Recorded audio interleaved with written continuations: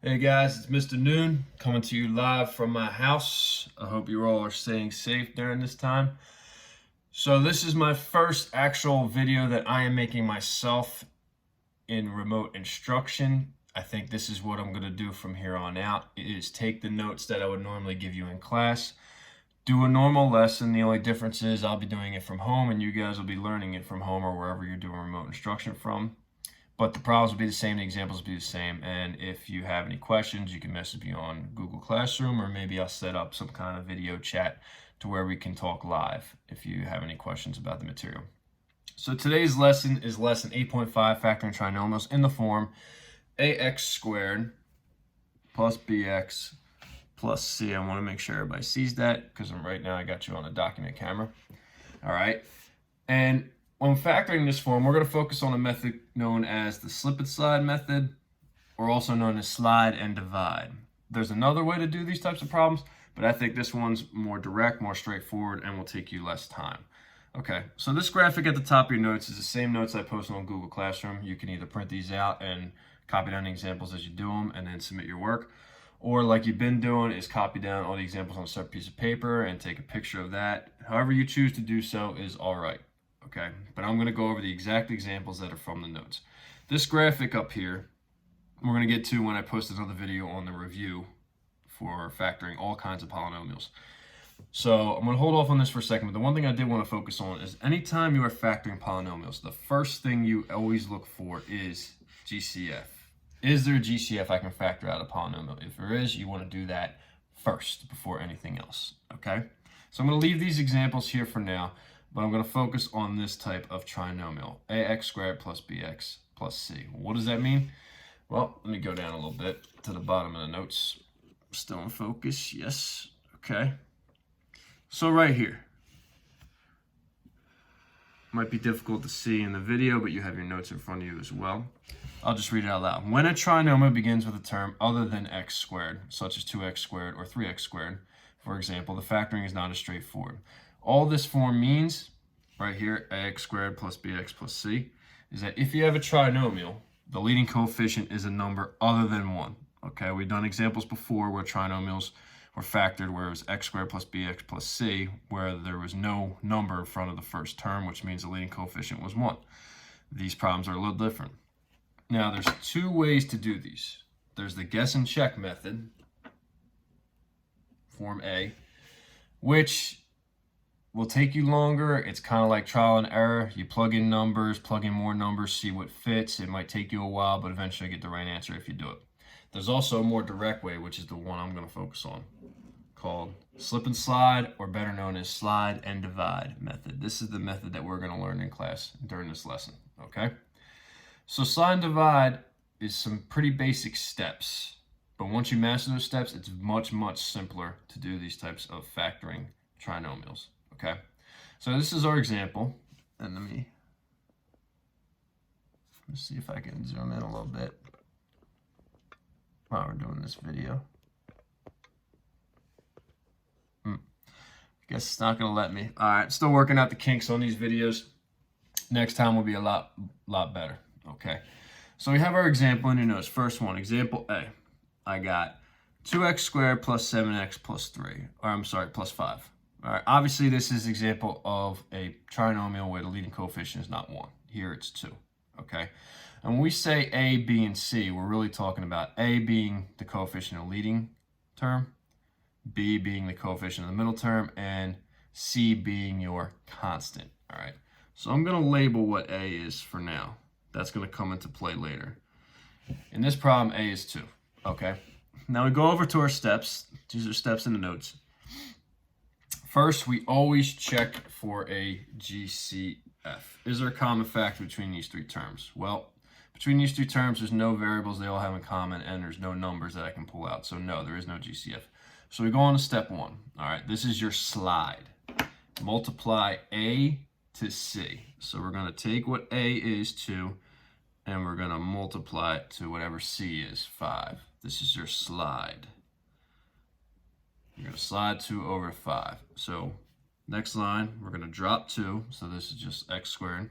Nothing happens to the middle term. And then you are left with 2 times 5, which is 10. So we slid 2 over to 5. Okay, let me write a little bit bigger so you guys can see. So that was step 1. I'm going to highlight each step as we go through. Try and make it as simple as possible for you guys. Okay, step 2, you're going to factor this trinomial into 2 binomials. Well, we know how to do that from the previous lesson. Okay, start with our x, Okay, so quick review. We want 2 numbers that multiply to give you 10, but when you add them, give you the middle term, which is 7. And everything's positive, so we know both of these binomials are going to have a plus sign in the middle. So 2 numbers that multiply to give you 10, but add them to give you 7. Well, we know those 2 numbers have to be 2 and 5, right? 5 times 2 is 10. 5 plus 2 is 7, okay? So now, that's step 2. We factor into 2 trinomials. Step 3, we want to divide the constant of each binomial by a. Okay, so this is where a comes into play. All right, a from the first step. Okay, we're going to divide the constant. What that means is each number in the binomial, there's 2 numbers here, 5 and 2. We're going to divide them both by what a was. Okay, so this step was slide. This one is your divide. Okay, so we're dividing both by 2. Now, you want to simplify the fractions if you can. 5 over 2 is improper, but it is in lowest terms. 2 divided by 2 over here can be reduced to 1. So your new binomials are now x plus 5 over 2, x plus 1. Okay? Now we're on to the 4th and final step. Okay? The numerator becomes the new constant, and the denominator becomes the new coefficient of the x term. I know that might sound complicated, but it's really not, okay? All you do, if you have a fraction, leave the numerator where it is, and just move that denominator right next to the x. So this becomes 2x plus 5. And anytime you have a whole number or integer in your binomial, you could just leave it the way it is, x plus 1. If you want to get technical about it, 1 can be written as 1 over 1. So you're really sliding the 1 over here, and 1 times x is x, and then the 1 stays where it's at. So this is the correct way to factor your original trinomial, which was 2x squared plus 7x plus 5. Okay? One added step. We'll call this step 5. One that we usually skip, but in this case we're not going to skip. You always check using FOIL. Okay, when you have a trinomial, you can multiply it out using FOIL. All right, so let's go back to this problem right here, and let's see. Using FOIL, let's see if we get the original problem. All right, so we do f first. 2x times x gives you 2x squared. Then we do, I'm going to skip outside inside for a second. I'm going to do last. 5 times 1 gives you 5. All right, outside. 2x times 1 is obviously 2x, and then inside 5 times x is 5x. And if you add your middle terms, you end up with 7x, which was your original problem. Okay, so this is the correct way to factor this using slip side method. All right? I know the steps might seem complicated, but it's just like anything else. The more you practice, the easier it'll become, okay? And once you guys practice over and over, you won't even have to look at the steps. It just becomes second nature. Slide, factor into 2 binomials, divide by what a was, and then move the denominator over next to x if you have to. Okay? All right, let me go on to next page. I'm only going to do 2 examples. I wanted to do this example right here. Let me make sure I got it in focus. Okay, slide over. Example G on the second page of your notes looks like this one. Let me make sure I got the right one. Yep. Okay. So in order for you guys to see this, I'm going to just copy down this problem on my whiteboard. That way it's easier and I can write a little bit bigger. Okay. So we want to factor example G, which was 10x squared minus 25x minus 15. Okay, you guys got the steps all in front of you. Let me slide this over so we can see. There we go. Okay, now remember this is example G. All right, first step. Anytime you're factoring polynomials, always look for a GCF. Well, in this case, there is a greatest common factor. All right, in this particular problem, there is a common factor of 5. So we pull out a 5. and review how we factor out of 5. You divide each term by 5 and you leave what's left. So I'm left with 2x squared minus 5x minus 3, right? Okay? Now, once you pull out that 5, it doesn't go anywhere. Leave that 5 out there, okay? Once you pull it out, it doesn't disappear. You still have to account for it, okay? So now you have a trinomial where the leading coefficient is some other number than 1. So we're going to use our slip and slide method for factoring, which means I'm going to slide a over to c and make a note of what a was. A was equal to 2. That's going to come into play later. Okay?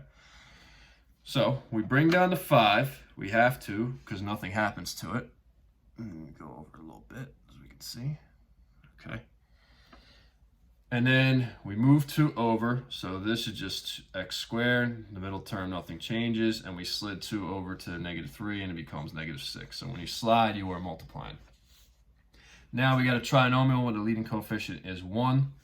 We also bring down our 5, nothing happens to it, and we're going to factor this into 2 binomials. Okay, go back over here, there we go, we can see the 5. So, again, you want 2 numbers, let me add another x here, 2 numbers that when you multiply them give you -6, but when you add them give you the middle term, which is -5. Okay, now I know they got to multiply to give me a negative number. So I know the signs have to be different, right? Because a positive times a negative gives you a negative result, okay? The trick here is I want 2 numbers that when you put them together can give me somewhere around -5. And I want my higher number to be negative because when I add them, I want a negative result. Okay, so 2 numbers that pop in my head, let's go 6 and 1. 6 times 1 is 6, right? Now, which one's positive, which one negative? Well, I'm going to take the higher number, which is 6, because that's negative. That means the lower factor of 1 will be the positive because 1 times -6 is -6. 1 plus -6 gives me -5. I want my negative number to be larger because I want my middle term to be negative. Okay, so this is this binomial factored, or this trinomial factored into 2 binomials. Okay, now we did our slide part up here. Now we're going to do our divide right here. We're going to take what a was and divide it to each number. Okay, again, bring the 5 down. It's outside the parentheses still. And you have to put x plus 1/2. That's in lowest terms. And x minus 6/2 reduces to 3. Okay, now we're almost there. We got one more step. Notice that this is a whole number or integer, so this is good to go. So when I bring it down, I'm just going to leave this the way it is. Okay, this other one, I can't have a fraction here. So this is where I take 2 and move it right next to x. And the numerator is 1. And the very last thing we forgot is to bring down our 5 out here. And this is our final results. Okay, if you're ever not sure, use FOIL to check. Do the FOIL of the 2 binomials first and then distribute 5 throughout. You shouldn't end up with your original problem, which was 10x squared minus 25x minus 15. Okay, try to do the best I can with that. I know the examples, some of it was not all visible at a time, but like I said, once I get the kinks out work with this video, I'm hoping the other videos will be better. All right, so there's 2 examples on how to factor using slip and slide method.